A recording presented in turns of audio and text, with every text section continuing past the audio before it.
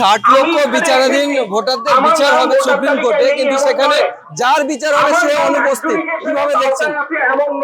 প্রথম কথা, এখানে নির্বাচন কমিশন নির্যাতন কমিশনের ভূমিকা পালন করছে, 1 নম্বর। 2 নম্বর, নির্বাচন কমিশন এখানে কাজ করছে বিজেপির একটি অঙ্গ সংগঠন হয়ে, যেটি সংবিধানের অবমাননা বলে মনে হচ্ছে।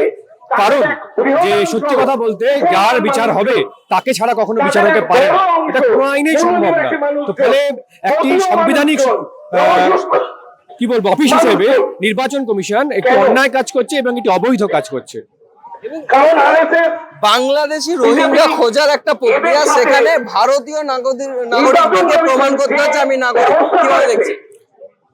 এই যে 60 লক্ষ লোক বিচারাধীন, কিন্তু এটা আমাদের ভুলে গেলে চলবে না যে তারও আগে আরো প্রায় 60 লক্ষ লোককে ডিলিটেড করেছে নির্বাচন কমিশন, এবং তার মধ্যে বহু জীবিত মানুষ রয়েছে। যদি আপনারা এখন বিভিন্ন জেলার যে জেলা সদরগুলো ডিএম অফিসগুলোতে যান, দেখতে পাবেন যে সেখানে হাজারে হাজারে মানুষ তারা কিন্তু লাইন দিয়েছেন, তারা জীবিত, এটা প্রমাণ করবার জন্য। তো ফলে এই নির্বাচন কমিশনের পুরো উদ্দেশ্যটাই যে ভুল, ভাওতা এবং বিজেপিকে জেতানোর চক্রান্ত, এইটা কিন্তু প্রতিটা পদক্ষেপে বুঝতে পারা যাচ্ছে। শুভেন্দু অধিকারী সংখ্যালঘু বাদ যাচ্ছে বলে তিনি উচ্ছ্বাসিত, কিন্তু ডিলিটের সংখ্যা আমরা যদি দেখি তাহলে সেখানে তো সংখ্যালঘুরাও আছে প্রচুর পরিমাণে। আমি নিজে বারাসাতে যে ডিএম অফিস রয়েছে উত্তর 24 পরগনা, সেখানে গত পরশুদিন দেখলাম প্রায় 5000 উপরে লোক মানুষ সেখানকার লাইন দিয়েছে, এবং তার বেশি সংখ্যায় কিন্তু হিন্দুরা, এবং তারা গাইঘাটা থেকে, অশোকনগর থেকে, নানা জায়গা থেকে এসেছে সেই সব জায়গার মানুষেরা।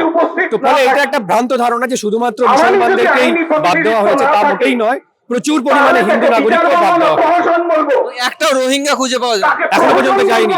এটা কি সত্যি ঘটনা? এবং নির্বাচন কমিশন বলেছে যে রোহিঙ্গা খোঁজা তাদের কাজ নয়, যদিও বারবার করে বিজেপি তাদের প্রচারে দেখাতে চাইছে যে নির্বাচন কমিশন আসলে রোহিঙ্গা খুঁজছে, এবং বিভিন্ন মিডিয়াতে আমরা দেখেছি যে নাকি রোহিঙ্গা গাইঘাটা দিয়ে পালিয়ে যাচ্ছে, মস্তন্দপুর দিয়ে পালিয়ে যাচ্ছে, কিন্তু আপাতপক্ষে এখন যে আমরা দেখতে পাচ্ছি একটাও কিন্তু রোহিঙ্গা খুঁজে পাওয়া যায়নি।